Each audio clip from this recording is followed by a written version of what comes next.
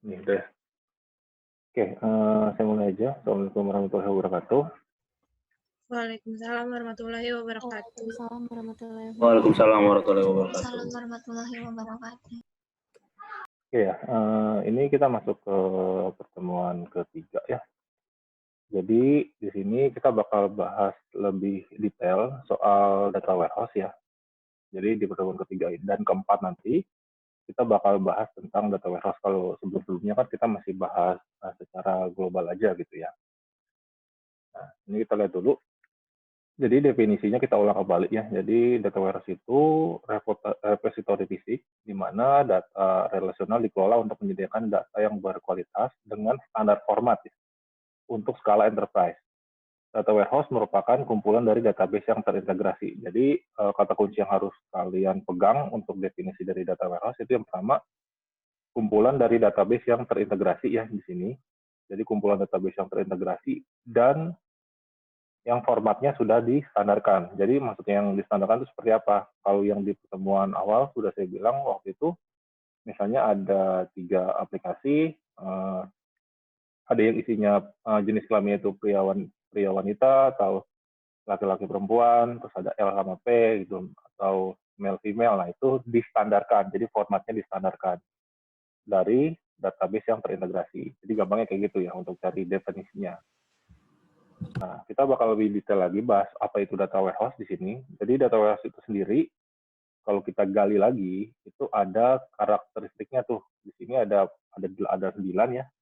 Ada subject oriented, terus ada integrated, ada time varian, non volatile, real time, web based, metadata, multidimensional, dan client server.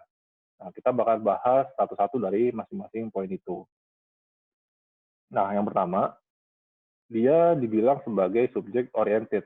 Nah, kenapa? Jadi data untuk data warehouse itu kita susun menurut subjek rinci. Subjek rinci itu maksudnya kayak gimana sih? Jadi gini, jadi kita saat mendesain data warehouse itu kita punya tujuan. Tujuannya ini data ini didesain untuk keperluan apa. Jadi misalnya di sini subjeknya untuk keperluan penjualan, keperluan produk, pelanggan, dan sebagainya. Dan dia hanya berisi informasi yang relevan untuk dukungan keputusan. Jadi misalnya contoh, dari data penjualan, data produk, sama data pelanggan nih. Informasi apa sih yang relevan terkait dengan dukungan keputusan di perusahaan. Jadi biasanya kan kita diminta untuk mendesain dulu nih, kira-kira bentuk data warehouse-nya, table-nya itu nanti seperti apa. Kayak gitu. Makanya di sini dia disusun menurut subjek rinci. Jadi tergantung tujuannya itu seperti apa. Nah, terus memungkinkan pengguna untuk menentukan tidak hanya bagaimana kinerja bisnis mereka, namun juga alasan dibaliknya. Nah, berarti kan tadi tuh harus tahu dulu nih tujuan dibentuknya data warehouse itu apa gitu. Selain untuk meningkatkan kinerja bisnis, tujuannya untuk apa? Ya untuk analisa, misalnya untuk laporan dan sebagainya. Terus yang perlu digarisbawahi lagi, data warehouse itu sendiri berbeda dari database operasional ya, sama seperti yang sebelum-sebelumnya saya bilang. Database operasional bisa dibilang database transaksional, kayak misalnya yang transaksi harian, dia selalu beroperasi setiap hari, gitu ya. Insert edit delete-nya cepat pergerakannya di database itu kalau dia bersifat operasional. Nah, kalau data warehouse dia tidak bersifat operasional gitu ya. Karena tadi dia ada subjek rincinya tuh. Terus sudut pandangnya juga lebih komprehensif dari sisi organisasinya. Ini secara subjeknya dulu nih. Jadi tujuannya jelas ya, dia untuk tujuan yang lebih terperinci, terus informasinya hanya informasi yang relevan yang diambil. Jadi nggak semua informasi diambil untuk keperluan data warehouse. Kalau misalnya informasi itu nggak penting untuk analisa, ya kita tidak perlu masukkan itu ke dalam data warehouse-nya. Kayak gitu. Nah, kita lanjut dulu. Terus ada terkait dengan integrity atau integritasnya. Nah, ini ada hubungannya juga dengan tadi tuh, orientasi subjek. Gitu. Nah, kenapa? Karena di sini data warehouse itu harus menempatkan data dari sumber yang berbeda-beda tadi ke dalam format yang konsisten. Nah, contohnya itu ya yang sederhana kayak jenis kelamin itu. Jadi dari berbagai macam sumber yang berbeda, sekali lagi dia diseragamkan ke dalam format yang lebih konsisten. Jadi formatnya standar meskipun sumbernya macam-macam. Gitu. Nah, biasanya untuk melakukan itu ada konflik tuh dari format penamaan dan perbedaan satuan ukuran itu yang tadi ya kasusnya sama tuh. Contoh sederhananya dari jenis kelamin kan itu pasti formatnya beda, satuan ukurannya yang mungkin ada yang L atau P, ada yang male atau female. Nah, itu kan udah beda tuh formatnya. Nah, makanya di sini dia kait teratannya dengan integrasi. Jadi integritasnya dipertanyakan kalau misalnya dia nggak seperti itu, kayak gitu. Kalau dia nggak dalam format yang konsisten. Nah, makanya kita harus menstandarkan itu. Ada yang masih ingat nggak di mana kita proses itu secara garis besar untuk datanya dari kita baca dari berbagai macam sumber sampai dia masuk ke dalam data warehouse-nya? Ada yang masih ingat nggak di mana dia diprosesnya?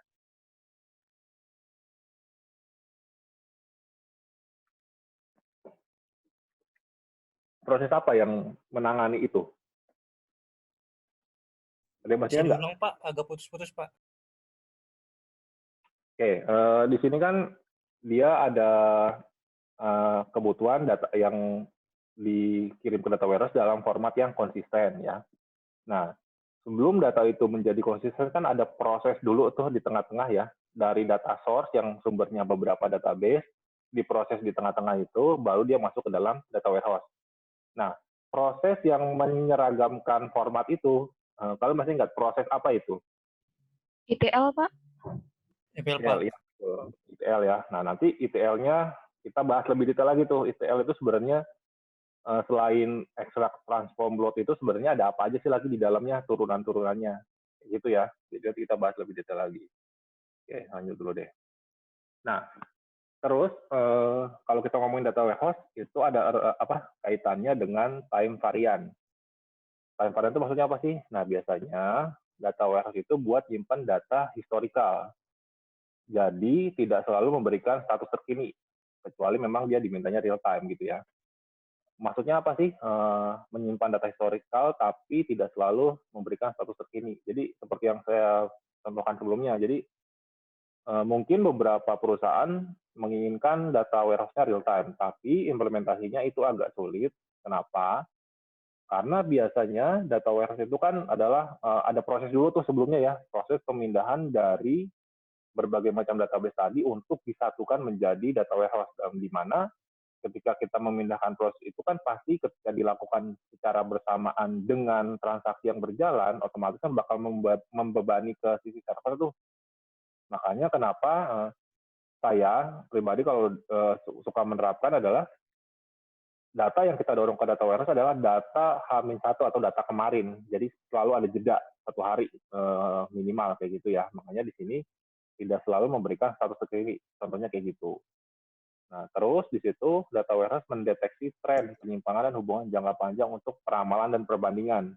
Nah, ini kaitannya ke mana? Jadi kan data warehouse itu ada fungsi analytical sama predictive analysis ya. Nah, makanya dia di sini mendeteksi tren, penyimpangan, dan hubungan jangka panjang untuk peramalan dan perbandingan untuk mengarah pada pengambilan keputusan. Jadi datanya sebagai supply untuk predictive analysis gitu ya. Jadi bisa ke arah situ. Nah, terus setiap data warehouse memiliki kualitas pada waktu tertentu. Gitu. Jadi biasanya yang paling sering diutamakan dulu itu adalah dimensi waktu tuh. Karena dimensi waktu itu gampangnya dimensi tanggal. Jadi biasanya kita kalau ngelihat laporan, contoh katakanlah laporan penjualan. Nah, biasanya yang dilihat adalah laporan bulan ini berapa banyak, laporan bulan depan berapa banyak, atau laporan hari ini nilainya berapa. Nah, biasanya kayak gitu. Biasanya itu terkait dengan time series. Jadi semua data yang dikirim ke data warehouse biasanya ada informasi tanggalnya untuk kita menentukan, oh ini ternyata data hari ini, data kemarin, dan seterusnya. Oke, lanjut dulu. Nah, terus ini ada hal yang harus kita garis bawahi lagi, kalau kita membuat data warehouse, ada sisi non-volatile. Jadi maksudnya apa? Setelah data dimasukkan ke dalam data warehouse, pengguna tidak dapat mengubah atau memperbaharui data. Data usang akan dibuang, dan perubahannya dicatat sebagai data baru. Nah, dari kalimat ini, ada nggak yang bisa jelasin ke saya kenapa data warehouse diperlakukan seperti itu? Bukan diperlakukan begitu ada data yang masuk, datanya diupdate. Tapi di sini, data yang lama itu nggak diupdate. Data yang lama dihapus, terus sama dia diinsert data yang lama itu sebagai data baru. Kalau misalnya ada perubahan di database asalnya ya. Nah, kenapa kita perlakukan itu di data warehouse? Ada yang bisa ngasih jawaban nggak? Karena untuk mengatur datanya biar nggak stuck kali Pak, kan setiap datanya itu real time masuknya gitu loh. Oke, ada alasan itu. Terus ada yang lain jawabannya? Kita tampung dulu jawaban dari kalian semua ya. Gimana? Ada lagi nggak yang punya pendapat?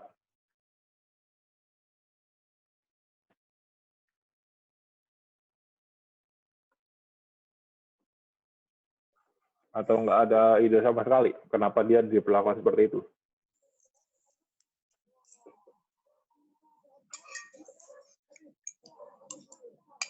Ini ada kaitannya, nggak saya kasih dulu ya, ini ada kaitannya dengan database administration-nya sebenarnya. Dari sisi database-nya, kenapa kita sebisa mungkin memperlakukan data warehouse itu ketika ada data lama yang mau diupdate, lebih baik kita hapus data lamanya, terus kita insert data baru. Coba, ada yang kebayang nggak kira-kira logiknya kenapa dia diarahkan seperti itu? Ini ada kaitannya dengan database-nya, ada dengan prinsip database-nya sebenarnya. Ada punya ide Mungkin nggak? supaya tidak ada redundansi data, Pak. Ya, tidak ada redundansi data. Tadi Arya bilang biar apa namanya terkait performance, terus temannya ada yang bilang terkait redundansi data. Ya, terus ada lagi nggak yang punya jawaban lagi?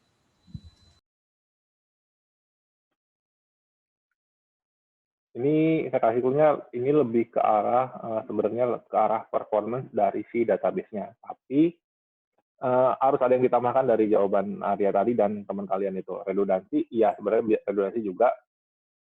Nah, ada lagi yang lebih tepat kenapa kita buat siklusnya setiap ada data update, kita nggak update tapi lebih baik kita delete. Ini lebih ke sisi database-nya. Jadi ini pengaruh ke database administration nih. Nanti pengaruhnya juga kemana? Ke proses ETL-nya juga. Jadi saat kalian mendesain ETL, kalian mendesainnya seperti ini nih. Setiap ada data update, data lama mending di-delete terus di-insert sebagai data baru. Nah, nanti pengaruhnya kemana? Ada lagi yang punya jawaban lain selain Arya sama Hoirunisa tadi?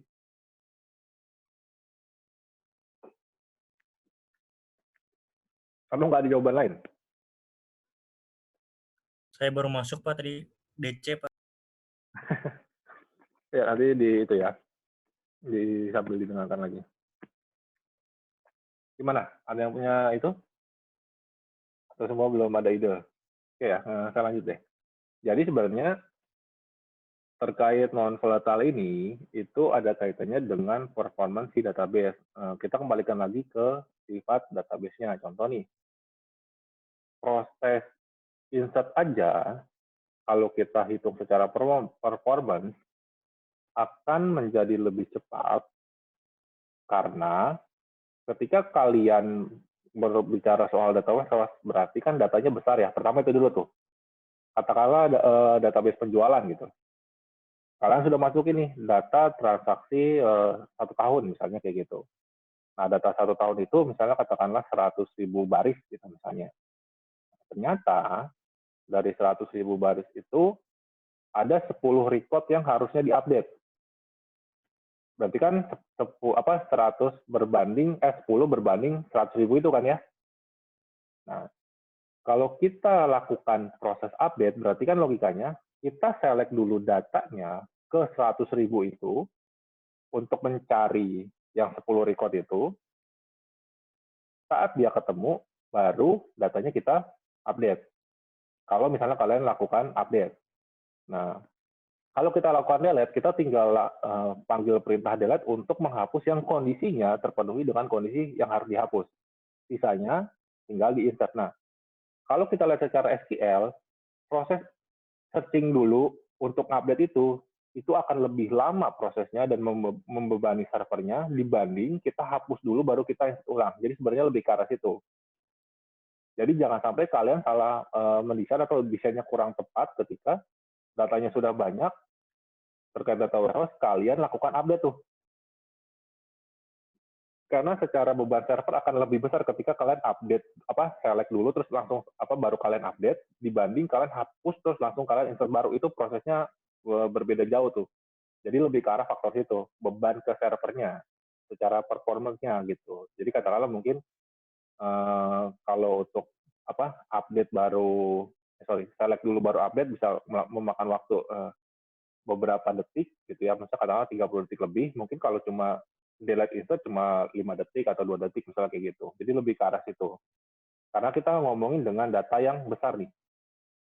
Jadi lebih ke arah sifat dari database-nya. Jadi kalau kalian baca detail terkait database management ya, nah itu ada tuh ketentuannya yang saya lupa. Itu nanti kalian browsing aja detailnya seperti apa. Jadi perbedaannya select, terus perbedaannya select update, terus lebih cepat mana delete insert gitu. Itu ada ketentuannya gitu. Jadi sama aja kayak misalnya kalau kita saya singgung database sedikit ya. Kalau kalian mau select database yang jumlahnya banyak, ketika kalian nggak pasang indeks, itu akan berat banget. Jadi misalnya contoh nih, kalian ada data 10.000, tapi kalian nggak pasang indeks. Indeks itu bisa dibilang mirip kayak primary key lah, gampangnya gitu. Ketika ketika kalian nggak pasang itu, saat mencari data itu terasa lebih berat. Nah, tapi ketika kalian pasang indeks, proses query untuk select datanya akan lebih cepat. Cuma konsekuensinya adalah ketika kalian pasang indeks, saat dia insert datanya jadi lebih banyak prosesnya. Jadi ada effort untuk masang indeksnya. Jadi itu selalu plus minus tuh. Jadi tergantung tujuan kalian mau kemana. Nah ini juga berpengaruh sama desain data warehouse kalian. Kalau ada estimasi bakal ada penghapusan data atau ada update data, lebih baik diarahkan untuk hapus datanya dulu, baru insert data benernya seperti apa. Kayak gitu. Jangan dibuat untuk select datanya ke data warehouse, terus diupdate di data warehouse-nya. Karena itu udah makan memori yang cukup besar kayak gitu. Karena kan kita ngomongin data warehouse yang di mana datanya sangat besar. Jadi itu ya. Jadi sebenarnya karena alasan dari si SQL-nya juga kayak gitu. Jadi kita harus pikirin itu juga. Nah, itu harus seharusnya ada di database administration itu. Jadi kalian harus paham itu juga. Oke, sampai sini dulu deh. Ada yang mau tanya dulu nggak? Karena ini ada hubungannya ya. Ada yang mau tanya dulu nggak?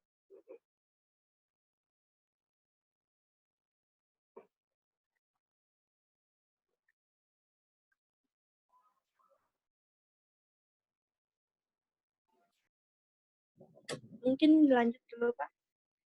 Ya, saya lanjut ya. Ya, lanjut dulu, Pak. Oke, terus berikutnya ada karakteristik web base.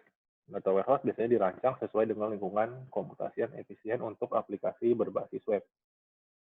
Kenapa? Jadi sebenarnya ini bisa iya, bisa tidak, tergantung dari kebutuhan juga ya. Tapi biasanya memang diarahkan untuk ke web base. Kenapa? Biasanya karena web base itu kan multi platform ya, gampangnya gitu. Jadi ketika nanti ada kebutuhan dashboard segala macam, orang lebih gampang untuk mengakses dari si data warehouse-nya itu sendiri.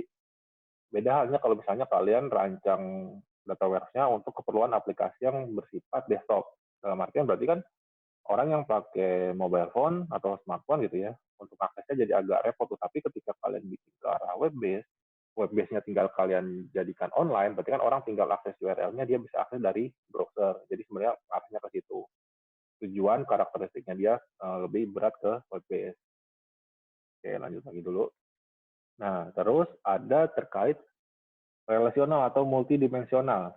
Nah, ini sebenarnya hubungannya, kalau kalian bikin data warehouse, ini hubungannya bisa dibilang kalian diminta menormalisasi dari output yang diingin gitu. Jadi misalnya katakanlah, coba dong bikinin data warehouse untuk data penjualan. Nah, data penjualan itu kan macam-macam ya. Ada data kasirnya, ada data produknya, katakanlah gitu. Ada data transaksinya juga, mungkin kalau ada kurir, ada data kurirnya. Nah, kalian kan nggak mungkin memindahkan itu menjadi satu table. Benar ya? Kenapa? Karena ketika menjadi satu table berarti banyak informasi yang redundant di situ. Misalnya katakanlah ada kode barangnya sama, harga sama, nama sama misalnya. Dan kalian itu jadikan satu table. Tabelnya table transaksi misalnya kayak gitu. Berarti kan informasi barang itu bakal duplikat. Nah, itu berarti desainnya menjadi kurang efektif. Makanya di sini ada faktor multidimensional. Jadi kalian diminta untuk sebisa mungkin mendesain itu dengan normalisasi yang lebih baik gitu. Jadi intinya sih bikin normalisasi juga di sini. Karena kan ngomongin data warehouse ya, berarti kan ada table juga di situ. Nah, table-nya juga pasti ada berelasi supaya dia nggak terlalu berat juga. Nah, itu faktornya di sini. Relasional atau multidimensional di sini. Nah, terus dia bisa dibilang ya client server ya memang karena ada database-nya, ya ada klien yang mengakses itu kan ya. Jadi nggak mungkin kliennya ngakses dari database langsung. Pasti ada kliennya dalam bentuk entah itu aplikasi web, aplikasi desktop, dan sebagainya. Kayak gitu. Makanya dia disebut juga sebagai client server juga nih arsitekturnya untuk di data warehouse itu. Oke, lanjut lagi terus real time. Nah, ini real time bisa iya bisa tidak ya. Tadi yang seperti yang saya bilang. Kita lihat dulu dari kemampuan si database-nya kita. Transaksionalnya bisa nggak nih diakses untuk real time kayak gitu. Nah, tapi nanti ini ada beberapa kasus di mana si data warehouse itu bisa real time ketika, nah nanti ada kondisi-kondisinya, nanti kita bakal bahas juga. Bagaimana cara membuat dia seakan-akan real time gitu. Oke, kita lanjut dulu deh. Nah, terus ada metadata. Nah, metadata ini udah sering kita bahas juga ya, informasi-informasi terkait datanya, kayak misalnya tanggal datanya dibuat, terus kalau misalnya gambar ada nama gambarnya, extension-nya, kayak gitu. Ini udah kita lewat aja. Nah, sekarang kita fokus ke sini nih. Kita bahas tentang framework data warehouse lagi ya. Jadi di sini sekali lagi kita harus benar-benar paham. Jadi ketika nanti kalian diminta untuk mendesain data warehouse, kalian tahu tahapan-tahapannya ya. Jangan sampai nanti ketika kalian ditanya, coba dong bikinin saya dashboard terkait marketing di sini ya, terkait marketing atau terkait finance gitu. Tapi datanya dari berbagai macam aplikasi itu, ada aplikasi A, B, C. Di sini ada ERP, legacy, ada POS gitu ya, ada external data. Bikinin saya dong data warehouse gitu. Nah, sebenarnya fokus kalian untuk memahami arsitekturnya secara cepat ya. Fokus kalian cuma 3 sebenarnya. Ada datanya, sumbernya dari mana, itu harus digarisbawahi. Terus ada proses ETL-nya untuk membaca sumber sebelum dia dipindahkan ke data warehouse-nya. Terus yang terakhir adalah data warehouse-nya sebenarnya. Jadi sebenarnya 3 faktor itu yang harus kalian pahami dulu. Jadi kalau kalian mau membuat data warehouse, intinya ada data source-nya, terus ada proses ETL-nya, baru nanti kita buat data warehouse-nya. Kayak gitu.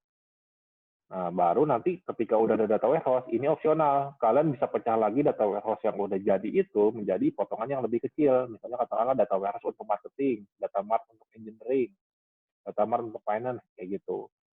Tapi ini opsional, ini nggak wajib. Jadi sebenarnya ketika data warehouse-nya udah ada, sebenarnya user udah bisa mengakses ke situ. Dengan user interface yang tadi, bisa web, bisa desktop, dan sebagainya. Kayak gitu. Jadi sebenarnya patokannya adalah kalau kalian mau bikin data warehouse gitu ya, berarti ada sumber datanya dulu, terus diproses secara ETL. Jadi kalau misalnya nanti database-nya ada 3 nih, kalian jangan bingung. Berarti kalian harus bikin ETL-nya dulu. Supaya si database itu bisa menjadi seragam tadi ya, formatnya konsisten, supaya dia bisa masuk ke dalam data warehouse ini. Baru nanti, ya ini opsional, bisa dijadikan data yang lebih kecil lagi gitu. Baru nanti bisa divisualisasikan ke user. Oke, dari diagram ini dulu. Kira-kira masih ada yang bingung nggak? Kalau masih ada yang bingung, coba di poin yang mana bingungnya? Itu Pak, maksudnya replication itu apa Pak? Backup-nya gitu Pak? Iya, kalau replication biasanya backup. Kalau gini, hal yang harus selalu kalian ingat setiap kalian punya database, selalu siapin schedule backup. Jadi misalnya nanti kalian kerja di perusahaan gitu ya, bagian IT database atau bikin aplikasi gitu. Selalu siapkan fitur untuk backup dari aplikasinya, terus fitur auto backup dari DBMS-nya. Kalau misalnya pakai SQL Server, itu SQL Server ada scheduler-nya, jadi kalian setting itu. Jadi pokoknya gini, setiap hal yang berhubungan dengan database, ya, selalu buat otomatis backup-nya. Karena kita nggak tahu server kita bakal rusak kapan, kita nggak tahu bakal ada mati lampu atau apa, kita nggak tahu bakal ada force major, misalnya kayak gempa bumi segala macam. Jadi diusahakan bikin backup-nya. Application ini backup. Dimanapun itu ya, jangan sampai nggak ada gitu. Oke, ada lagi yang mau ditanyakan dari diagram ini? Menambahkan mungkin ya Pak, replication di sini lebih ke arah jika ada problem terhadap database yang production atau yang live itu bisa auto switch ke replication nanti untuk membantu biar agar tetap transaksinya masuk gitu ya Pak. Oh ya, bisa juga kayak gitu. Nah, biasanya Master slave sih, dari kalau dua- biasanya di kantor saya nyebutnya master dan slave-nya sih. Oh ya, ya bisa juga dengan master slave. Memang sih biasanya di setting ada metode cluster biasanya. Beberapa DBMS di tempat Angga tadi pakai apa database-nya? SQL Server berarti ya? Atau pakai apa? Oracle biasanya, Pak. Pakai Oracle ya?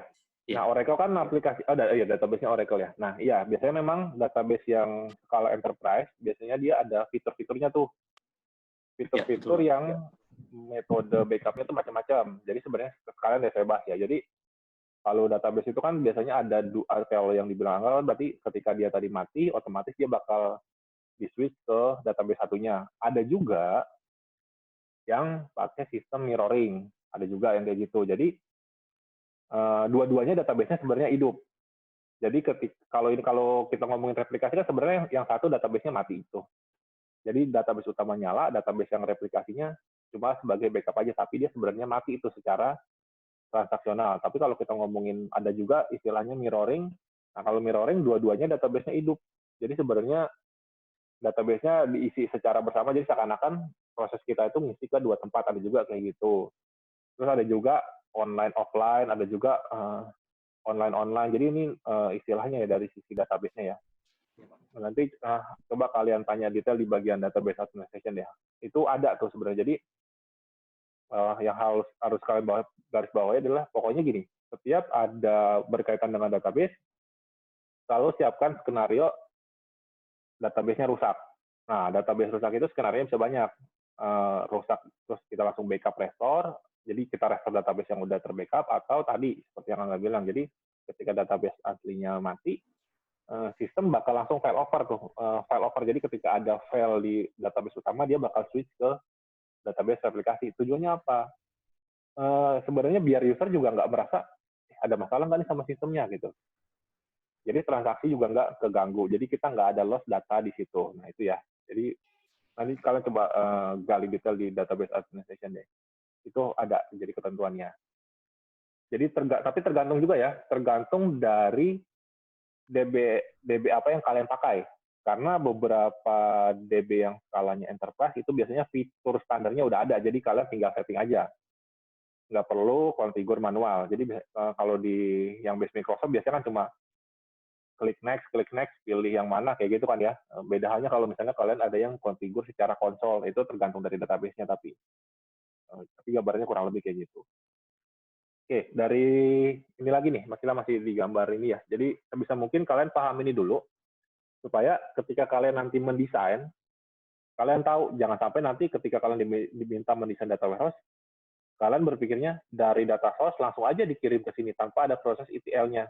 Maksudnya kayak gitu ya, karena kalian nggak melihat secara strukturnya yang benar seperti apa. Oke, ada yang mau tanya lagi nggak?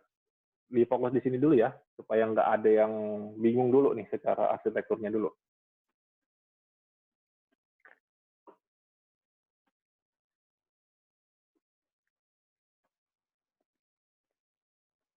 Pak, di bagian API-nya itu atau apa tuh? Middleware itu gimana ya, Pak? Oke, jadi di bagian ini ya. Nah, jadi sebenarnya ini tuh bisa wajib, bisa enggak. Jadi API atau middleware itu lebih ke arah kalau kalian bikin aplikasi sebenarnya. Jadi kalau misalnya kalian mau ngakses aplikasi kan harus dikasih akses dulu ke database-nya, itu normalnya kan kayak gitu ya. Jadi kalau misalnya kalian bikin nih aplikasi web atau aplikasi desktop atau aplikasi mobile gitu ya, sebenarnya kan kalian bisa langsung ngakses ke database-nya sini nih sebenarnya. Cuma idealnya ya, kalau kita ngomongin data secara perusahaannya, terkadang hal-hal kayak gitu tuh menjadi tidak aman. Karena kenapa? Contoh nih, kalau misalnya ini hanya untuk kegunaan internal, API ini boleh ada, boleh tidak. Tapi ketika database ini diakses oleh pihak luar, jadi misalnya katakanlah kalian lagi kerjasama dengan vendor A nih. Nah, vendor A itu bukan orang PT kalian tuh. Tapi dia lagi ada project di kantor kalian untuk bikin dashboard terkait dengan finance misalnya kayak gitu, dan dia butuh data dari data warehouse kalian. Misalnya dia butuh data ke sini. Nah, idealnya biasanya perusahaan tidak langsung memberikan akses ke database-nya. Kenapa? Karena kan itu jadi direct access tuh, di mana di sini kan data kita semua ya. Padahal orang yang mengakses adalah bukan orang dari PT kita. Nah, biasanya untuk menangani hal itu, user tidak diberikan langsung akses ke sini. User dikasih perantara dulu. Nah, perantara itu bisa dibilang middleware atau API bentuknya. Jadi kita bikinin dulu nih di sini aplikasi kecil yang isinya adalah aplikasi ini sebenarnya membaca data warehouse ini. Nah, nanti baru di sini yang dikasih ke usernya, nih baca API-nya aja. Jadi dia nggak tahu nih sebenarnya di belakang dari middleware ini ada apa sebenarnya. Jadi kita bisa filtering nih data mana aja yang boleh keluar dan data mana aja yang tidak boleh keluar. Karena kalau kalian langsung kasih akses ke sini, ya secara tidak langsung dia langsung masuk ke dalam rumahnya, katakanlah gitu. Tapi kalau pakai middleware dia dikasih pintu dulu, nah dari pintunya itu baru boleh masuk kemana. Kayak gitu. Ini ngoding sini. Bagian middleware atau API ini ngoding. Intinya bikin aplikasi kecil untuk membaca data warehouse ini, baru dikasih ke usernya. Kayak gitu.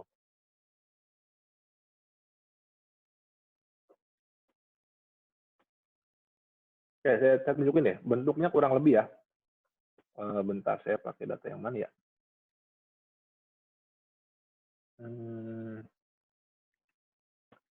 Aduh, saya cek dulu ya.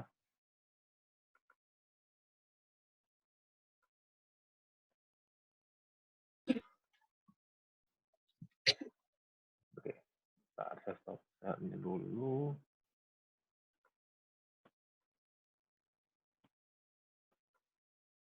Nah, nih udah kelihatan belum layar saya? Sudah, Pak. Sudah, Pak. Udah ya. Nah, jadi kalau misalnya kalian tadi tuh ada terkait API, kalian ngoding dulu. Ngodingnya ngoding biasa, kayak bikin pemrograman biasa sebenarnya sih. Jadi mau pakai bahasa apapun itu, PHP, Java, Ruby, Python, Go itu bebas. Nah nanti bikin tuh isinya misalnya katakanlah select ke table apa gitu. Nah nanti setelah diselesaikan tuh API-nya dikasih nih URL-nya. Jadi misalnya user butuh data apa, nah berarti kalian bikinin script-nya, terus script itu ada di URL mana. Misal di URL ini, ya udah URL ini aja nih yang dikasih ke usernya tuh. Jadi user nggak tahu ada database apa di belakang situ. Gitu. Nah nanti ngeceknya gimana? Jadi user bisa ngecek URL ini datanya ada data apa sih, tinggal dijalanin. Nah dia di bawah dapat. Nah berarti di dalam URL ini ada data ini. Nih. Berarti user hanya boleh dikasih akses untuk data ini aja. Jadi maksudnya kayak gitu. Jadi dikasih perantara lagi tuh dalam bentuk aplikasi kecil. Kayak gitu. Jadi intinya sih sebenarnya user nggak boleh mengakses langsung ke database lah kalau kita ada API di situ. Tapi dikembalikan lagi ya, kasusnya kita lihat dulu. Yang mengakses ke sini itu siapa? Orang luar kantor atau orang internal kantor. Biasanya sih kalau misalnya beberapa perusahaan di Indonesia ya, mayoritas, kadang beberapa perusahaan itu masih tidak menerapkan hal seperti itu. Jadi misalnya katakanlah, ya udahlah biar cepat, langsung aja akses ke database-nya. Padahal seharusnya nggak seperti itu. Jadi sebenarnya kita harus aware terhadap data yang ada di perusahaan kita. Makanya biasanya di sini bisanya menjadi seperti ini. Ini lebih ke arah itu aja sih. Baiknya seperti apa, masalah dijalin atau enggak, kita lihat di lapangannya seperti apa. Kayak gitu. Jadi ini bisa ada, bisa tidak ya, tergantung dari kasus di lapangan. Karena gini, waktu itu saya pernah bilang kan, beberapa perusahaan ada yang melarang datanya untuk keluar perusahaannya ya, benar. Dan ada juga beberapa perusahaan yang nggak peduli. Pokoknya intinya, ya udahlah biar cepat kerjaannya, buka aja nih kan di sini biasanya ada IP juga ya, ada server nih. Jadi kadang beberapa perusahaan itu membuka ini ke dalam IP public. Jadi user langsung mengakses IP publiknya. Padahal secara yang seharusnya ya itu jadi kurang baik karena data kalian jadi terpublish ke online tuh. Nah, itu sebenarnya ada resiko data kalian dicuri, data kalian dirusak sama orang lain, kayak gitu. Nah, makanya untuk mengantisipasi itu, biasanya kita bikin API atau middleware nih, supaya yang di-share ke publik itu hanya ini, kayak gitu. Jadi yang tadi saya kasih tunjuk itu contohnya online ya. Jadi yang keluar ke online adalah cuma API sama middleware-nya aja, database-nya tetap di lokal kita. Kayak gitu. Jadi untuk mengalami ke arah situ ya. Jadi ini bisa opsional Tapi nih, Pak, tergantung dari pelakunya. kalau misalnya Gimana, udah pakai API nih Pak, ada kesempatan nggak sih Pak buat orang-orang itu buat misalnya ada niat untuk membobol gitu Pak? Masih ada kesempatan atau memang aman gitu? Pak, berarti ini tampilan luarnya saja ya Pak ya, API ini? Oke, saya jawab dulu yang dari Arya. Jadi sebenarnya gini, yang harus kalian garis bawahi lagi nih, ketika itu berurusan dengan sistem sebenarnya ya, nggak ada sistem yang 100% aman. Itu dulu ya yang harus kalian garis bawahi ya. Jadi kalau misalnya ada orang yang ngomong, ini rancangan saya arsitekturnya aman 100%, itu udah tutup mata aja. Karena nggak ada sistem yang 100% aman. Terus terkait pertanyaannya Arya, misalnya kita sudah kasih API-nya. Nah, apakah udah jamin aman? Enggak juga. Kenapa? Karena API yang bikin siapa? Tetap orang ya. Nah, di mana kalau yang bikin itu orang juga, meskipun mesin juga bisa bikin juga, selama masih ada proses di situ, bisa jadi ada salah logika dari si programmernya. Dalam artian contohnya misalnya gini, ketika tadi saya kasih akses ke URL tertentu itu, ternyata URL itu nggak dikasih security. Misalnya katakanlah dia nggak ada akses username sama password-nya, misalnya contoh sederhana kayak gitu. Berarti kan URL itu bisa diakses oleh publik tanpa mereka tahu username sama password. Padahal harusnya itu ada. Gitu. Nah, berarti kembali lagi, bagaimana cara kita mengkonfigurasi API ini untuk lebih aman. Entah itu dari server API-nya, dari logic programnya juga. Jadi memang banyak faktor sih kalau kita udah ngomongin ke pihak luar gitu. Tapi yang harus kalian garis bawahi, tidak ada yang 100% aman dari sistem. Kayak gitu. Pokoknya itu ya yang harus digarisbawahi. Ketika kalian bikin sistem, jangan berpikir itu 100% aman. Meskipun saat kalian tes nggak ada yang bolong gitu ya. Kan kalian yang ngetes, bukan apa namanya, ada orang khusus yang memang pekerjaannya untuk cari celah dari situ. Gitu. Oke, ada lagi yang mau ditanyakan? Berarti bisa dikatakan ini cuma bisa buat ngecek aja ya Pak ya? Buat ngerit aja, lebih tepatnya untuk ngerit atau baca data aja gitu. Ya. Biasanya kayak gitu. Oke, ada lagi nggak dari arsitektur ini nih? Jangan sampai nanti di arsitektur di framework data warehouse ini kalian udah bingung.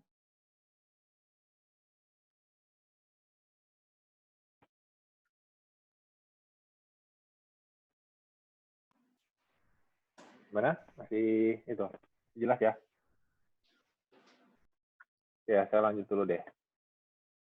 Nah, habis itu tadi kita udah bahas detailnya ya. Data source itu ya berarti sumber datanya gitu ya. Jadi jangan sampai salah.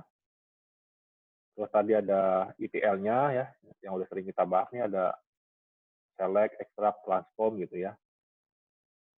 Udah, berarti ini semuanya udah kita bahas detailnya. Data mart, ODS, metadata.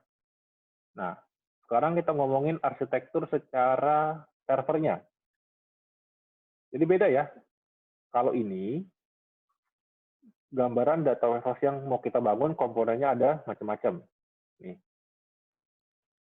Tapi kita belum bahas data source ini dari server yang mana, ETL ini mau ditaruh di server yang mana, data warehouse-nya ditaruh di server yang mana. Nah, kita belum bahas. Ini baru susunan secara data warehouse-nya. Jadi sebenarnya nanti kalau kalian mau tambahkan di sini ya, di sini tuh misalnya katakanlah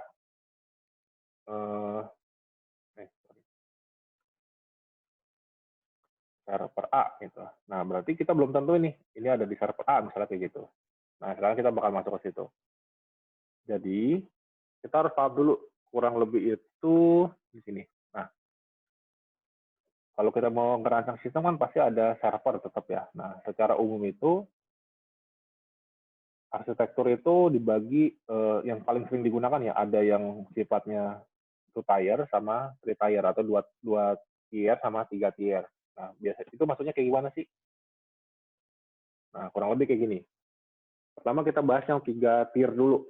Nah, kalau kita ngomongin 3 tier secara arsitektur server ya, berarti ada kliennya. Klien ini bisa macam-macam, bisa PC, bisa laptop, bisa mobile phone. Ada application servernya, sama ada database servernya. Ada yang bisa ngasih penjelasan nggak? Maksudnya application server itu atau database server itu seperti apa? Atau ada yang bisa ngasih contoh secara realnya di tempat kerjanya, misalnya kayak gitu. Ada nggak?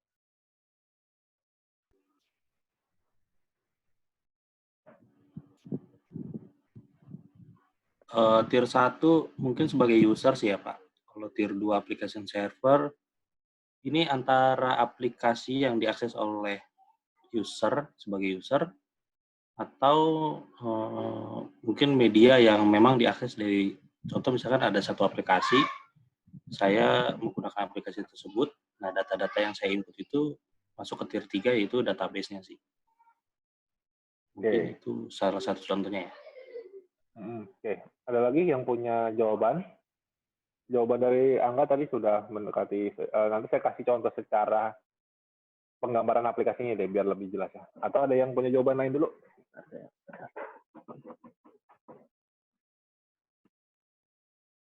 Atau gini, di kantornya ada yang pakai ERP atau pakai SAP, Dynamics gitu, ada nggak sih? Atau Oracle, ada nggak?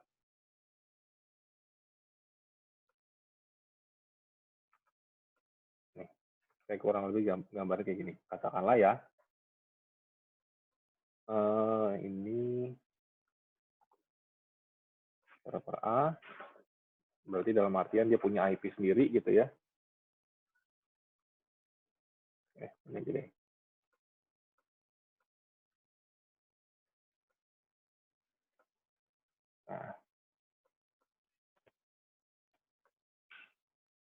Nah, kayak gini. Nah, kalau kita ngomongin 3 tier, biasanya gini. Gampangnya sih sebenarnya jumlah servernya aja gitu. Jadi sebenarnya kalau kita mau ngomongin 3 tier, pemahaman tadi yang dibilang Angga udah benar, cuma mungkin saya coba jelasin lebih sederhana lagi ya. Jadi kalau kalian ngakses aplikasi di kantor, misalnya katakanlah yang pakai SAP atau kalau pakai Oracle atau apapun itu ya, kan biasanya kalian ngakses ke dari klien nih, dari kalian ya, dari PC kalian masing-masing. Kalian login tuh. Nah, sebenarnya saat kalian login itu, si klien ini mengakses ke server A ini, misalnya kayak gitu. Nah, tapi di server A ini dia nggak diinstal database-nya di sini nih. Nah, itu gampangnya gini. Jadi, saya taruh di bawahnya deh. Misalnya di sini ada itu nih aplikasi SAP atau Oracle gitu ya. Nah, kayak gitu. Nah, tapi kan SAP dan Oracle ini butuh database nih. Nah, dia nanya database-nya di mana nih? Nah, database-nya ternyata ada di server B, di sebelahnya di sini. Bisa Oracle juga, bisa atau SQL Server. Nah, kayak gitu. Jadi yang dimaksud dengan 3 tier itu gitu gampangnya. Aplikasi dan database-nya ditaruh di server yang terpisah. Kayak gitu. Jadi user ngaksesnya ke aplikasi server ini, ada aplikasinya yang diinstal, nanti si aplikasi ini ditembakin ke arah database-nya di sini. Jadi gampangnya kayak gitu. Ada yang masih bingung nggak? Untuk kalian nggak ada yang kebayang karena belum pernah mengalami install beda server ya, selalu install di lokal komputer doang soalnya. Nah itu Pak, dua-duanya Pak. Ya Pak.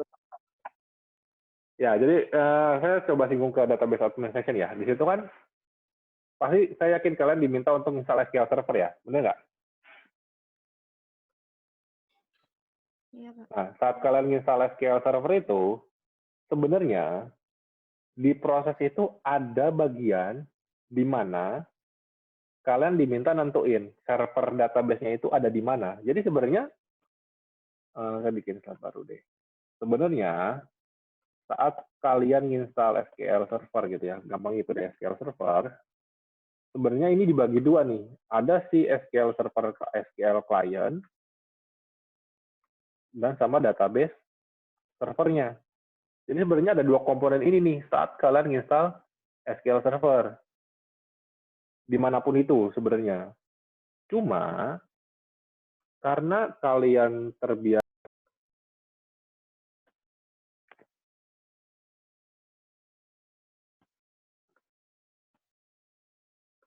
ya kita sambil nunggu yang lain dulu deh.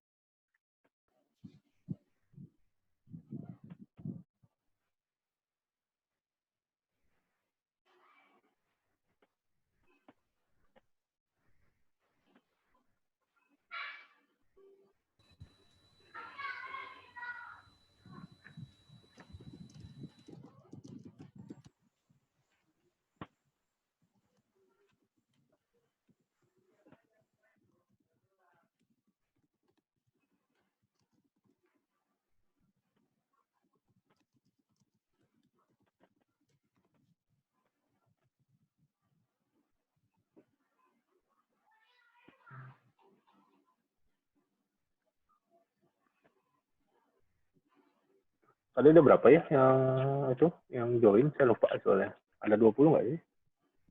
Baru 14. Ada Pak, sekitar 22 apa ya? 22 tadi terakhir. Ya kalau nggak salah 22. Oke.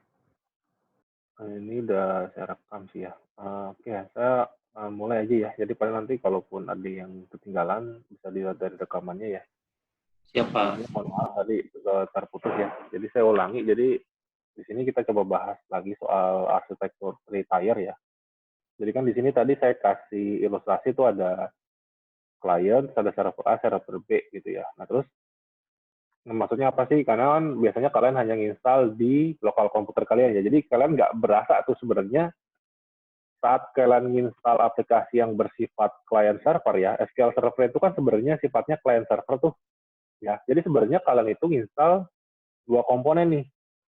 Ada SQL client-nya, sama ada database servernya. Cuma, karena kalian install di laptop kalian atau PC kalian masing-masing, kalian nggak sadar kalau sebenarnya ada dua proses ini yang diinstal di masing-masing PC kalian. Jadi sebenarnya normalnya adalah dia saya balik dulu. Nah, sebenarnya dia install database servernya dulu, baru nanti dia install client servernya. Nah, biasanya ini begitu installernya dijalanin di situ, dia bakal install ke server itu. Katakanlah kalau kalian normal kan misalnya di localhost ya. Localhost itu kan sebenarnya 127 ya. Nah, sebenarnya saat si SQL server itu berjalan install, dia install database server ke server ini. Nah, sebenarnya kalian nggak mesti install itu di laptop kalian juga sebenarnya. Kalian bisa lakukan itu di server yang berbeda. Gini, saya bagi dua deh. Jadi sebenarnya ada dua tempat tuh di situ. Oke, kita pakai kasus yang tadi deh ya. Di sini IP-nya berapa tuh? Database servernya misalnya ini. Hanya katakanlah yang sebelah kiri saya, ini adalah database servernya ya. Berarti di sini saya kasih IP nih. Nah, gitu. Dan kliennya, saya nggak install di situ. Saya kliennya install di sini. Nah, saat kalian ada database server, kalian butuh klien tuh untuk ngakses ke situ gimana caranya, kan gitu ya. Nah ini biasanya kalau di SQL Server itu ada SQL Server Management Studio ya. Nah dia diminta tuh untuk ngarahin. Ini gini, ini IP-nya berarti 10. Ini berarti IP-nya adalah sama ya. Nah Saat kalian install ini, sebenarnya kalian diminta untuk mengarahkan. Kita mau nembak ke database server yang mana nih? Nah, ini kalian isi di sini. Nah, kurang lebih kayak gitu ilustrasinya. Makanya kenapa ini dibilang free tier, karena nah biasanya karena ini klien, di sini juga ada aplikasi lain. Kalau ada SAP, berarti di sini ada SAP juga, gitu loh. Nanti SAP-nya diarahin database-nya kemana? Ya berarti ke ini juga. Kalau Oracle aplikasi gitu ya, Oracle apa tuh namanya, Hyperion misalnya, atau Dynamics. Nah ini database-nya diarahin kemana? Ke sini gitu. Ini juga. Jadi ini adalah aplikasi klien semua nih, katakanlah gitu. Database-nya di mana ya? Database-nya di sini. Nah, itu maksudnya adalah free tier ini. Jadi ada pemisahan tuh antara dari kalau aplikasi yang bersifat client server sama dia dipisah installernya. Tujuannya apa? Biasanya ini sih lebih ke arah security juga. Jadi contohnya gini, ketika server aplikasinya rusak, gampangnya gitu ya, database-nya nggak rusak. Gitu. Karena biasanya yang diakses sama user lebih banyak di sini. User nggak tahu ke sini sebenarnya. Karena user dari aplikasi user tadi tuh dari sini, itu ngarahnya sebenarnya ke aplikasi klien sebenarnya. Aplikasi servernya itu. Jadi dia sebenarnya ngarahnya ke situ. Gitu. Jadi untuk mengamankan juga. Dan normalnya biasanya ada database server. Kalau kita mau tambahin lagi ya, ada ada server untuk backupnya biasanya gitu. Biasanya di sini ada. Gitu. Idealnya kayak gitu. Di perusahaan harusnya seperti itu. Cuma kembali lagi karena kita ngomongin server, berarti ada cost di situ kan ya. Itu ini bukan SQL server, ini backup server. Nah kurang lebih kayak gitu. Nah tapi kita fokusnya ke sini. Maksudnya free tier tuh kayak gini. Ada application servernya, ada database servernya. Oke. Masih ada yang bingung nggak terkait pemecahan di sini?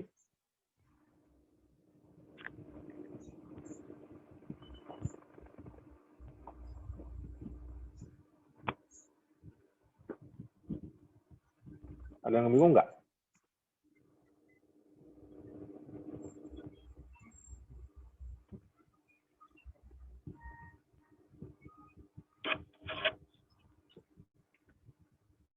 Apa udah cukup jelas terkait server ini? Karena nanti di perusahaan kurang lebih rata-rata mengadopsi seperti ini. Kayak gitu. Dan biasanya akan muncul masalah baru ketika kalian install. Masalah apa? Firewall, terus masalah network, apakah IP dari si application server dan database server ini satu segmen, kayak gitu. Selama ini pasti kalian nggak akan pernah nemuin itu, karena kalian hanya install di PC yang sama, laptop yang sama, di mana ya itu jaringannya sama, dia juga gitu tempatnya. Nah, tapi ketika nanti kalian di perusahaan, mayoritas perusahaan bakal mengadopsi free tier ini, database dan aplikasi dipisah. Berarti kalian harus buka firewall-nya. Jadi, karena si aplikasi server ini nembak ke database server, berarti kalian harus buka nih, port mana yang boleh diakses dari database server ini oleh application server. Kurang lebih kayak gitu gambarannya. Otomatis berlaku juga buat arsitektur data warehouse. Berarti bisa jadi aplikasinya di sini, terus ETL-nya di sini, data warehouse-nya, database-nya di sini. Kayak gitu. Oke, ada yang mau ditanyain dulu nggak dari arsitektur two tier ya? Karena nanti abis ini ada arsitektur, free tier, nanti di bawahnya ada arsitektur two tier. Kayak gitu. Oke, ada yang mau tanya dulu nggak nih? Dari saya cukup, Pak.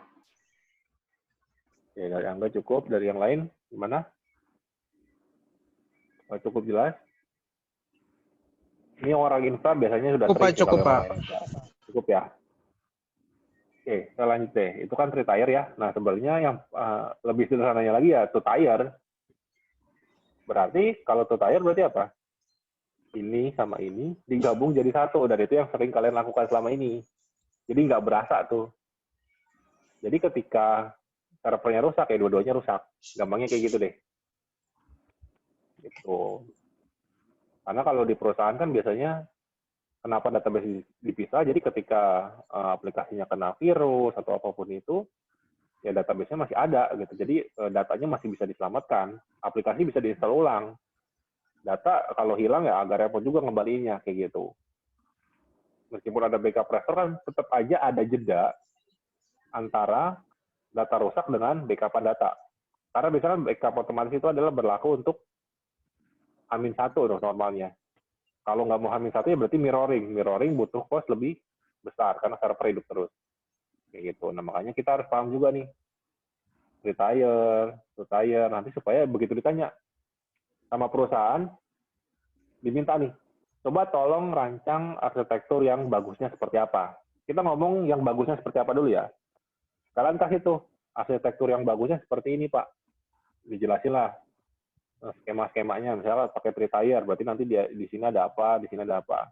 Tapi perusahaan bakal nanya lagi, waduh, berarti saya harus ngeluarin cost dong untuk beberapa server. Nah, biasanya kalau memang budgetnya terbatas, ujung-ujungnya jadinya begini nih. Dijadiin satu servernya. Ya cuma kalian harus sampaikan dulu resikonya. Jadi sebenarnya yang keputusan kembali lagi ke perusahaan kalian mau ngadop yang mana, tapi kalian sebagai tim IT-nya misalnya gitu ya, kalian harus kasih tahu yang bagusnya seperti apa dulu. Tapi ketika cost-nya nggak sesuai, kalian bisa kasih saran. Bisa Pak seperti ini, tapi resikonya bla bla, sampaikan dulu gitu loh. Jadi udah jelas secara kebutuhan sama tujuannya seperti apa. Jadi plus minusnya udah ketahuan. Ini selingan ya, tapi itu perlu kali. Jadi ketika kalian mendesain sesuatu, entah itu data warehouse atau big data atau apapun itu, kalian harus desain idealnya seperti apa dulu. Tapi ketika kantornya itu nggak bisa meng-cover itu, ya berarti kalian turunin desainnya. Tapi disampaikan juga kalau desainnya kita ganti ke yang seperti ini, gitu misalnya. Kekurangannya seperti ini, Pak. Dijelasin. Jadi kalian tidak disalahkan. Karena kalian sudah sampaikan bagusnya seperti apa, karena nggak ada resource-nya, ya berarti jadi seperti ini, tapi harus seperti ini. Dan kalian harus berpikir juga, berarti kalau seperti itu, berarti pengamanan di sini harus lebih ketat. Karena ya maksudnya kalian menggabung semuanya jadi satu tempat. Ketika rusak semua tuh. Kalian kayak gitu. Gambarannya ya kalau kalian nanti bagiannya diminta untuk merancang seperti itu. Oke, saya lanjut dulu deh. Harusnya ini sama ya pemahaman, cuma lebih sederhana aja. Nah, ada juga kalau kita ngomongin arsitekturnya berbasis web nih. Jadi kliennya diarahin ke benar-benar ke web gitu. Kalau tadi kan arsitektur yang ini, klien masih bisa dari desktop. Nah, kalau SQL Server itu kliennya dari desktop tuh. Ibaratnya klien dari itu ya, masing-masing PC. Nggak bisa dari browser gitu. Kalau misalnya kalian SQL Server. Non-reporting ya. Karena kalau SQL Server yang reporting set basis bisa diakses pakai browser. Tapi kalau SQL Server kliennya itu pakai desktop. Nah, ada juga yang berbasis web. Jadi kliennya pakai web browser. Nah, kalau kita ngomongin berbasis web, berarti ada web server. Ada yang tahu nggak? Atau ada yang masih ingat nggak waktu di pelajaran pemrogramannya? Fungsi web server itu apa sih? Ada yang masih ingat nggak sih?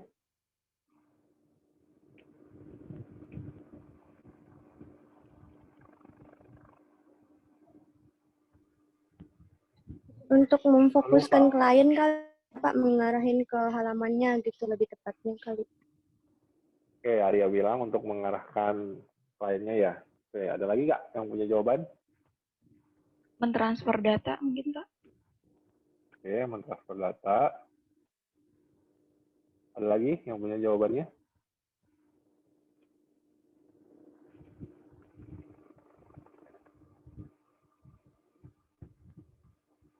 Di sini nggak ada yang itu ya, yang kerjaan sehari-hari developer ya?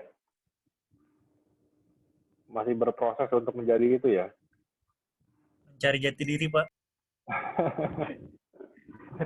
Jati diri. Sebagai Ya, front end jadi- ya, Pak? Hah? Sebagai apa enggak? Sebagai front end ya? Front end ya? Nah, front end-nya kan ini, Front end. browsernya.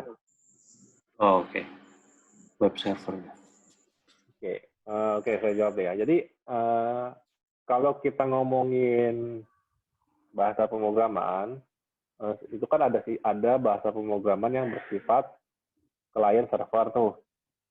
Jadi yang client server itu nggak cuma database, tapi bahasa pemrograman juga. Nah, untuk bahasa pemrograman yang bersifat client server, dia butuh penerjemah. Ketika bahasa itu dijalankan, dia bakal mengeluarkan output seperti apa. Nah, yang berfungsi sebagai penerjemah itu ya si web server ini. Kayak gitu. Jadi misalnya katakanlah, kalian bikin nih pakai PHP gitu ya. Nah, PHP kalian itu kalau dijalankan di HTML aja, script PHP-nya nggak akan kebaca tuh. Dibaca sebagai tulisan teks biasa. Karena nggak ada yang menerjemahkan script itu. Nah, yang menerjemahkan script itu adalah si web server. Nah, jadi web server ini tinggal disesuaikan. Kalian mau pakai web server untuk bahasa pemrograman apa. Jadi contoh, misalnya katakanlah aplikasi webnya dibangun dengan PHP, ya berarti web servernya bisa pakai Apache, bisa pakai Nginx, kayak gitu. Ya, atau kalau misalnya ASP.NET, berarti web servernya diganti dengan IIS, punyanya Microsoft, kayak gitu. Jadi web server itu fungsinya untuk menerjemahkan bahasa pemrograman sebenarnya, supaya bisa dibaca oleh web browser. Yang bersifat client server ya, kembali lagi, kalau HTML kan bisa dibilang client server ya, client side ya. Nggak tahu nih, yang pernah diajarin program sama saya masih ingat nggak tuh? Apa udah ganti mata kuliah, udah ketutup sama mata kuliah lain ya?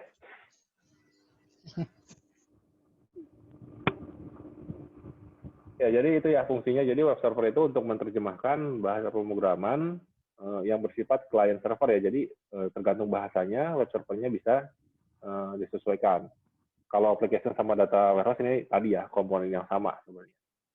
Jadi ini lebih ke arah cuma akses dari data warehouse itu lewat mana? Lewat web atau lewat desktop. Tapi sih sebagian besar ya, mayoritas, kalau kita ngomongin data warehouse, rata-rata sekarang itu orang lebih prefer untuk aksesnya via browser. Ya karena kenapa ya? Kalau di era sekarang itu kan mobile first ya, seakan-akan pakai handphone jadi kebutuhan utama, bahkan lebih sering pakai handphone dibanding pakai PC, pakai laptop gitu ya. Makanya kenapa rancangannya dari data warehouse tadi, klien itu yang ini ya. Jadi, nah ini, ketika semuanya sudah selesai, nah yang akses ini, sekarang mayoritas dia pakai browser. Dalam artian berarti kalau pakai browser ya orang pakai handphone gitu ya.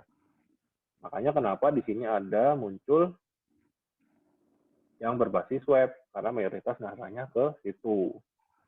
Nah, kurang lebih kayak gitu. Oke, selanjutnya. Nah, ini. Terus setelah kita tadi bahas tuh data warehouse framework-nya, terus arsitektur two-tier, three-tier, terus arsitektur yang webnya. Nah, terus kita harus tanya dulu di kita nih, apa aja sih yang harus kita perhatiin gitu ya, sebelum kita milih arsitektur data warehouse kita. Jadi kurang lebih ada beberapa komponen ini. Yang pertama, apa database yang kita pakai, gampangnya gitu. Poin pertama itu maksudnya gitu, apa database management system yang kita pakai. Apakah Oracle, apakah SQL Server, ataukah PostgreSQL, dan seterusnya. Kita harus tahu dulu database apa yang bakal kita pakai untuk bikin data warehouse-nya. Kenapa? Karena itu berpengaruh terhadap desain ETL kalian nanti. Contoh, misalnya sumbernya dari MySQL. Kalian harus berpikir bagaimana cara menerjemahkan dari MySQL menjadi SQL Server, contohnya kayak gitu. Atau bagaimana menerjemahkan dari MySQL menjadi Oracle. Kalian harus tahu dulu nih, database-nya mau pakai apa. Terus yang kedua, ada paralel proses nggak? Maksudnya paralel proses itu gini, ketika kita lagi memindahkan dari database aplikasi ke data warehouse, ada proses yang berjalan nggak? Kayak gitu. Jadi kalau kita lihat ke skema ini ya nih, saat kita proses ETL ini, ada yang berjalan nggak di sini prosesnya? Karena kenapa? Itu berpengaruh terhadap kapan kita jalankan ETL-nya ini. Seperti yang udah pernah kita singgung sebelum-sebelumnya tuh. Ketika di sini transaksi lagi dipakai sama user, berarti kan database lagi bekerja nih ya. Nah, apakah efektif kalau kita proses ETL-nya bersamaan dengan user lagi pakai, kita proses ETL-nya. Nah, itu harus kalian perhatikan juga tuh ketika kalian mau mendesain arsitektur data warehouse. Makanya kenapa kalau saya pribadi saya lebih sering mendesain ya ETL-nya ini selalu berjalan di jam saat user sudah tidak pakai aplikasi. Kayak gitu. Itu poin yang kedua. Terus yang ketiga, ada nggak tools data migration-nya untuk ngisi data ke data warehouse? Gitu. Jadi kita harus tahu dulu tuh. Misalnya nih, kita pakai database SQL Server atau kita pakai database MySQL. Terus kita udah tahu, oh ternyata ada parallel processing, berarti kita harus mendesainnya itu jalan di malam. Nah, habis itu kita tanya lagi, ada tools-nya nggak nih untuk pindahin datanya dari database yang di sini, ada tools-nya nggak untuk dipindahin ke dalam data warehouse? Harus tahu juga. Kenapa? Karena ketika kalian udah tahu, oh ternyata database yang dipakai kantor saya nggak ada tools-nya nih. Yang ini. Berarti kenapa? Berarti gimana? Ya suka nggak suka, kalian harus bikin tools untuk ETL-nya. Manual. Kalau toolsnya nggak ada. Nah, kalau bikin manual, ya berarti berpengaruh sama berapa banyak yang harus kalian terjemahkan dari masing-masing aplikasi itu untuk dikirim ke data warehouse-nya. Kayak gitu. Itu data migration-nya. Jadi data pindahnya bagaimana caranya. Terus yang keempat, ada Ya nggak Pak, untuk parallel processing, tadi kan kata Bapak sebaiknya yang mencari di mana pengguna itu paling minim penggunaannya. Terus untuk yang berbasis worldwide itu gimana Pak, yang udah mendunia gitu? Kan pengaksesannya kan waktunya kan relatif gitu loh. Nah, itu mungkin tadi di daerah bagian sini kan aksesnya dikit, tapi di daerah bagian yang lain kan aksesnya banyak. Oke, kita kalau kayak gitu kita lihat dulu. Oke, kalau misalnya ada kasus seperti itu, misalnya katakanlah perusahaannya punya cabang di mana-mana yang katakanlah lokasinya waktunya beda-beda gitu. Pertama kita kasusnya seperti itu dulu ya. Nah, kalau misalnya kasus seperti itu, kita bisa lakukan pendekatan untuk memindahkan datanya pakai sistem staging. Biasanya database-nya itu kita mirroring dulu. Tadi kan saya sempat singgung tuh ya. Jadi kalau kita dari fitur database itu biasanya kita bisa desain database-nya kita mirroring. Jadi database operasional tetap jalan, tapi ada database yang keisi dengan sama persis database yang berjalan itu. Itu istilahnya mirroring. Jadi ada dua database yang hidup sebenarnya, tapi yang dipakai oleh user sebenarnya database A. Nah, kita bisa tarik data warehouse-nya dari database mirroring itu. Jadi tidak mengganggu dari database yang utamanya. Bisa juga diperlakukan seperti itu. Kalau memang katakanlah kasusnya perusahaan kita sudah mendunia, terus jam waktu aksesnya ada yang jam 1 pagi di sana, tapi sebenarnya mereka baru kerja, kayak gitu. Kita bisa pakai pendekatan kayak gitu. Jadi arsitekturnya bakal nambah lagi, itu tergantung dari kasusnya. Kayak gitu. Atau kalau misalnya katakanlah, perusahaan kita cuma bergerak di seluruh Indonesia. Nah, kalau kita ngomongin seluruh Indonesia, kita kan pasti tahu tuh, jam kerjanya kita kapan aja kan. Ya udah, kalau kita sudah tahu jam kerja normal kita, misalnya katakanlah, meskipun di seluruh Indonesia, ya paling cuma dari jam 8 pagi sampai jam 12 malam, katakanlah kayak gitu ya. Ya berarti kita atur. Kita jalankan schedule otomatisnya di jam 2 pagi atau jam 3 pagi. Itu kalau kasusnya berbeda. Tapi kalau tadi yang pertama, yang di seluruh dunia jamnya beda-beda, kita bisa pakai mirroring. Mirroringnya yang dibaca oleh di data warehouse-nya untuk dikirim gitu. Jadi select-nya ETL-nya nggak ngebaca database utamanya. ETL-nya ngebaca database mirroring-nya. Jadi yang utamanya nggak keganggu. Cuma ya kalau kita pakai mirroring berarti kita butuh resource yang lebih banyak. Untuk apa? Untuk lokasi storage dari si mirroring-nya itu. Plus minus sih. Tapi biasanya kalau udah skalanya seluruh dunia ya kita pasti tahu lah perusahaannya udah besar, berarti harusnya sanggup untuk nyiapin mirroring-nya. Kayak gitu. Baik, Pak. Oke, ada lagi yang mau ditanyakan?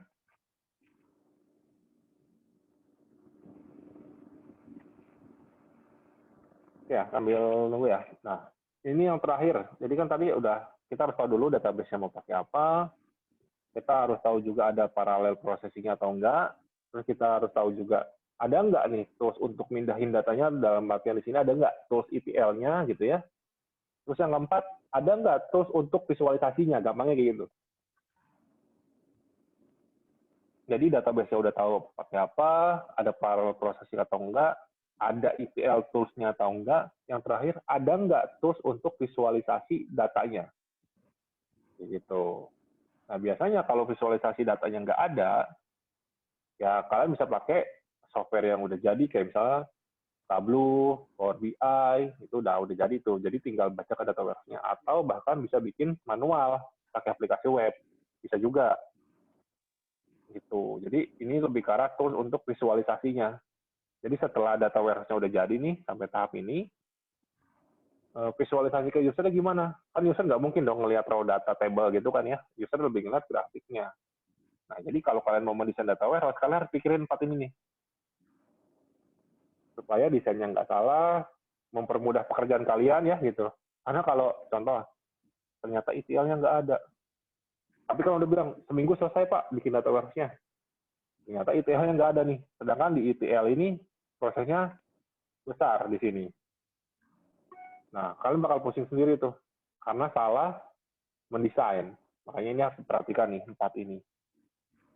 Terus misalnya, data warehouse udah jadi Pak, kemarin. Atasan kalian minta, ya udah coba bikinin dong dashboard untuk sales atau finance. Besok jadi ya. Nah, kalau nggak ada tools-nya, ya itu menurut saya agak berat. Karena kalian harus bikin script manual untuk memvisualisasikan itu dengan bahasa pemrograman yang ya kalian bisa. Tapi kalau udah ada tools-nya, misalnya kayak pakai Power BI atau pakai Tableau, ya udah tinggal select, ambil datanya dari mana, tinggal drag and drop, jadi grafiknya. Kurang lebih kayak gitu.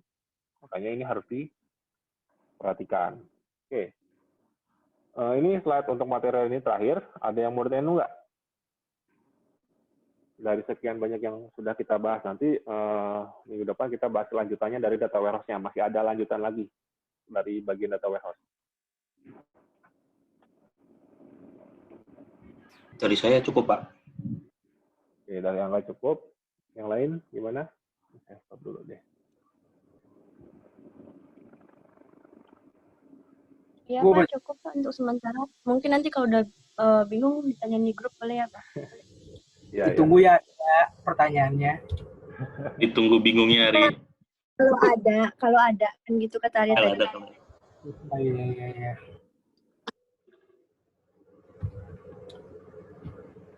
Ya, Oh, kita mau recap kapan, Pak? Nah, saya nggak tahu nih, kalian ada kuliah kapan aja? Saya nggak tahu juga soalnya. Kalian ada apa aja kuliahnya? Kita pokoknya